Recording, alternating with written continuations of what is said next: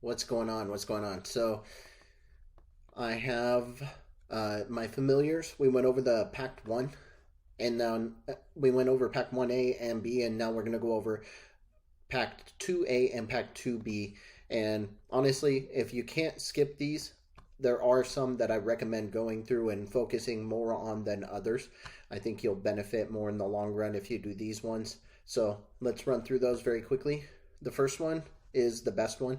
It's Tempestite, and Tempestite does a stun for 8 tenths of a second in the beginning and 8 seconds later when 10% of your troops have fallen. I'm somewhere in between on the fact of 10% of troops have to fail before something activates. It means you're already kind of on your way down. But if it's going to be a close fight, that might be something that helps tip the balance in your favor, or it might complement some other familiars later on. So I'm kind of torn on that one, but it is nice that it stuns one of your enemy's largest squads. So it'll say, like, if your enemy has a focus on infantry, so they have mostly infantry troops, well, those are the ones that it's going to focus on and stun, so that it saves some of your morale, and so that's kind of helpful in and of itself. Now, as far as their skills here, the wall defense, you know how I feel about walls. If you don't, I don't do any kind of defensive research at all. So, we can refer to an earlier video for any comments on that, but not worthy in my opinion. So, but the energy regain speed. So if you're a hunter, this is kind of a cool little feature.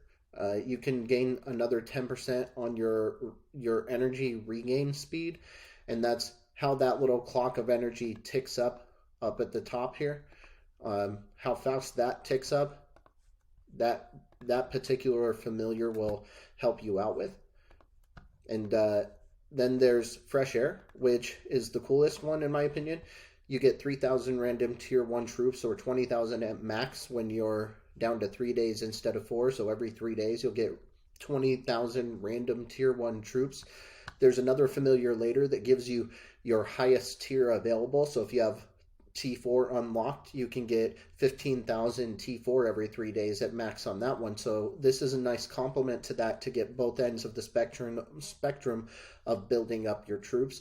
And these guys are really good as a meat wall. If you're attacked, these guys will die first, or if you're familiar attacked by Pyrus, these guys will die first, instead of, if you only have T4, then you're going to lose T4 to Pyrus attacks.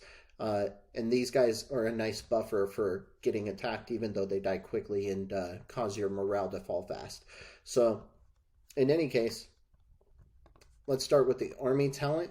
At the start of the battle, increases army's max HP by 1.5% in the beginning and 15% at maximum. That's just not where I put a focus. I put my focus on my troops' particular army attack, like a whole army attack, or my troops' army, or my troops' attack, and that's where I put all my focus for my familiars, and my gear and everything else, and my talent points and everything. I focus on the attack first, defense second, and health third, in that order of availability. So I'll max out everything I can in attack before I'll move on to any kind of defense. Food, you know how I feel about most resources, but especially food. I don't even bother with it as a paid player. If you're making a bank or some kind of food farm, and you're not really growing players, okay, maybe, but that falls into the same category. Just not really worth the time, especially for us paid players. But if you're not a paid player, if you're a free player, that's something you want to consider. You just, I don't even think it's worth it then, but to each their own, I guess. But that's one way you could boost your food production. In any case, get 4 hours worth of resources. Now this is neither here nor there for me, because what I would do is I'd get to level 1 and just have this familiar, but not really go up past making it an adult. So it's probably going to be really cheap to get it to an adult. But the only difference between this and Max, from what I can gather, from what I can tell, is that one takes 2 days and one takes 1 day. So is it really worth spending all that time just to change from 2 days to 1 day? No, it's not. What you get for the 4 hours, whether you're at beginner or max, it pretty much isn't worth it, hardly at all. But it's extra is extra is extra, right? So that'll help put more into your coffer for cargo ship or whatever else you want to use it for. But I would get it to level 1, but I wouldn't really bother taking it beyond that. I just get it every 2 days instead of every one, and put my focus somewhere else. So that said, I wouldn't focus on that guy. He wouldn't be at the top of my list for Pact 2. Tempestite is kind of up there, so he's kind of cool. Toe Tempest increases range defense by 20% for 4 seconds when 10% have fallen, or 10 seconds when 10% have fallen by 80%, raising the defense there. But this, to me, again, is not in the order of focus that I would put on what's available to me. I have limited time that I can spend on one thing or another, right? And then that takes away from future time that I'm using toward growing something else. And in this case, or similar cases, you're going to have better familiars come up if you get the research done ahead of time and get to Pact 3 instead of getting stuck on Pact 2. Again, I recommend Pact 1B first for Aquarius, but then after that, your research wants to be done for Pact 3 before you're finished with Aquarius on Pact 1B. That's just my very strong opinion. But if you get stuck on on Pact 2A, Pact 2B, I still wouldn't spend time on something like this as an army talent. I'd focus on a couple others that I'll show you here in a minute. Now, the timber production is like all resources. I don't care as much about that, but Ships Ahoy, I do care about. It's kind of cool. At some point, whether it's now or in the future, I would definitely recommend going after this because you get the cargo ship to refresh and give you new cargo, and that only refreshes every 6 hours otherwise. So this gives you once a day extra cargo ship for logging in, and I think that's awesome. At some point, maybe not immediately, but priority 3 or 4 or something like that down the road, then that becomes worth it.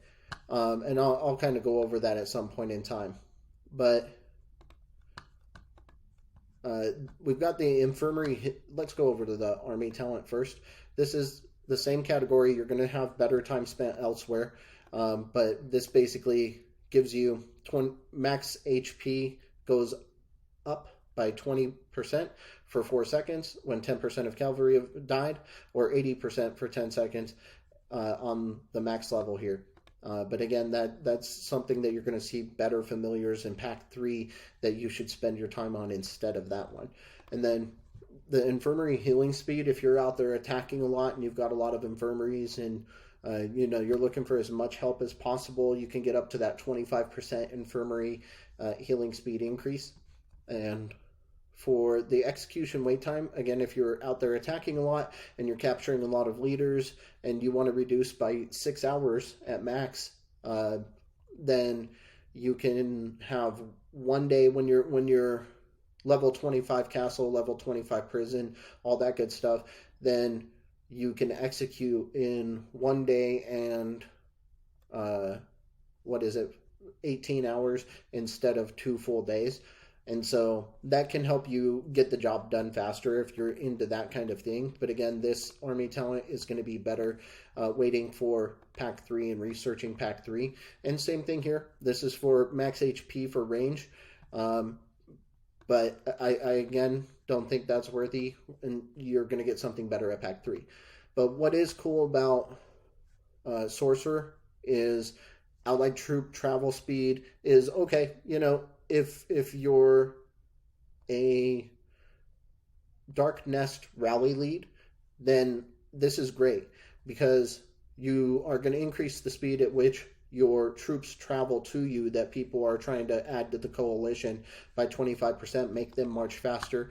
And then on top of that, you get ongoing transmutations can be instantly completed once every 4 days or once every single day.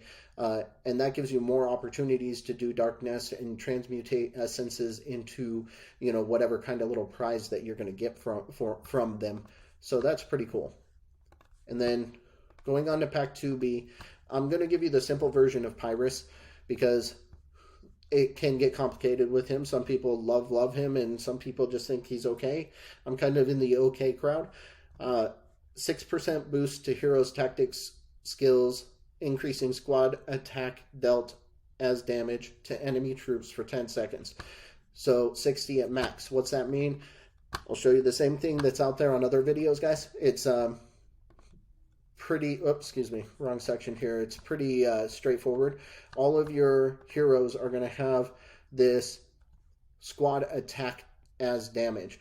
And I believe they probably get it from this attack here. And each hero is going to add to that their particular attack power.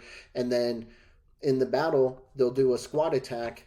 And if you've got these guys, this one will do 140% of their attack as squad attack and damage to the enemy. And then your next hero will do so much. He'll do 140 and he'll do 120 based on the color that I'm at. And there's a mathematical equation that goes on behind the scenes and basically does this squad attack as damage to the enemy, right? Well, that familiar, Pyrrhus, will increase it by the amount that you're at. So at max, it's 60%. So right here, I would get another 60% on top. So I'd be out at 200 flat. Or if I had my hero at gold, then it would add 60 to that number, and I'd be at 260 as squad attack as damage to enemy troops. So it just kind of takes that mathematical equation behind the scenes and smacks the enemy with it. You'll see it in battle. They'll all go up at the same time and come down together and squad attack as a group. And so that's what you would be looking at for this Pyrrhus army talent. That's what it's affecting and impacting. And again, I'll go into more detail at a later time if you're interested in learning anything beyond that, or what the pros and cons that are out there that I'm hearing are. So going on to the skills. Extra supplies. If you are building a bank, that's cool. You can get extra supplies. I actually think that might be different than trading supplies, although I suspect it's like if your castle gets burned, you get extra supplies that are left behind to help you rebuild, and I think that might increase it. I'll have to double check into what that means, but I think that's what it means. And I think it increases the amount of extra supplies that you get from that incident happening. Transmutation time, obviously, is dealing with darkness and essences, and your lab. How much time it takes to transmutate a particular essence is reduced by 10%, so at max. So that's okay. This one is what people really, in my take, get Pyrrhus for. They can, regardless if an enemy is shielded, they can reach over and fire a little fireball, Hayukin, or, Kamehameha, or whatever you want to call it, and blast over to the castle. And even if they're shielded, it kills some of the troops inside there that are not sheltered. So they think they're shielded, they think they're good, and then boom, you go and take 7,500 to 12.5k troops, and suddenly those are dead, and they're like, whoa, how'd that happen? So in any case, that's something that you can use. And a lot of people like to just fire off every 30 minutes as much as you can. So that's something that you can look into if you like that sort of thing. If you like to just kind of smack people that come into your hive and you don't want them there, that's something you can use.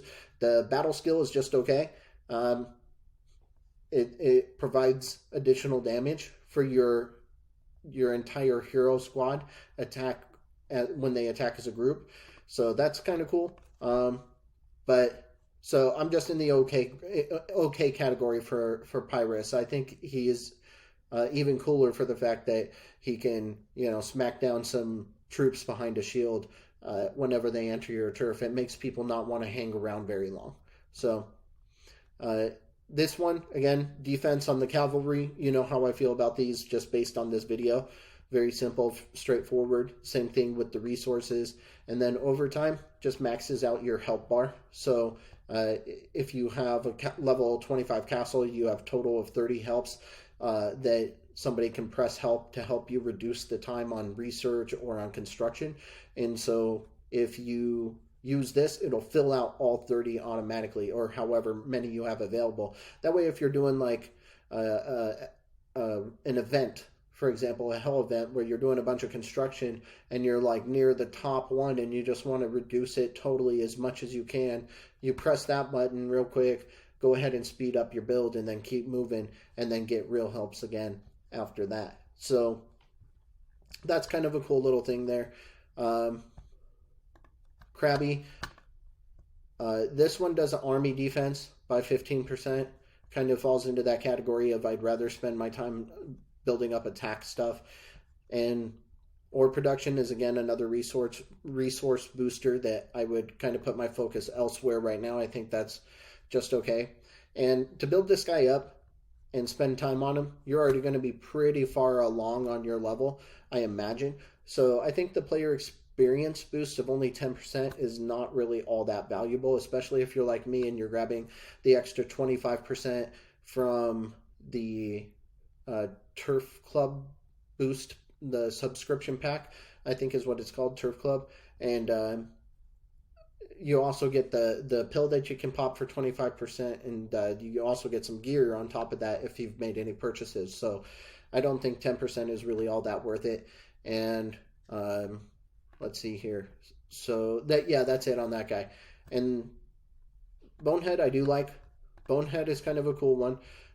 Not because of this. This kind of falls into the same category of there's going to be better things to spend your time on.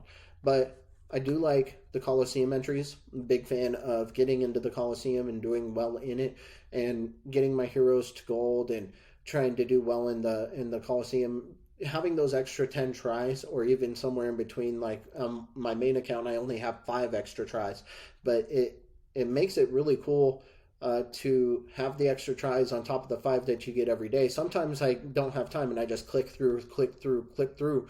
But other days I really use those opportunities to practice getting better at my guild, at my Coliseum tactics, and how I match one troop against another troop. So that's pretty cool there. And the animated Max Anima storage, that one is pretty good because you want as much space as you can for your anima. That way, when you're doing familiar research, sometimes it requires anima, and when you're building packs, it requires anima, so you can find yourself in a situation where you're running through that rather quickly.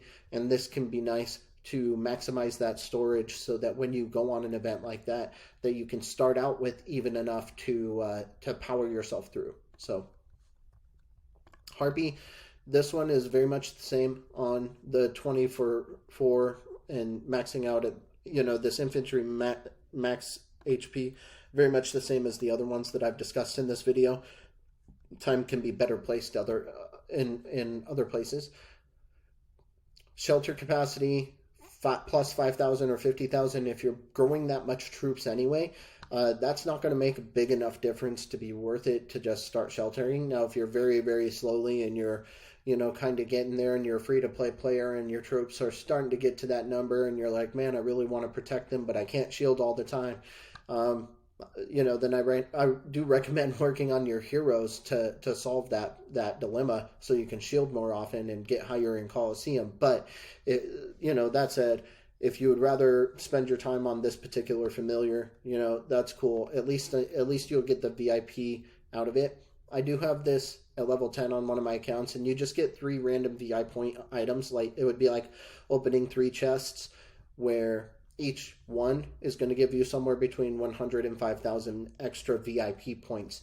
And you can just get randomly 15,000. I haven't ever had it happen, but you could theoretically get 15,000 extra VIPs, but it's daily, right? So every single day you're getting that, and it helps drive up your VIP very quickly to help you get to 12, 13, 14, those levels where it's pretty awesome little extras.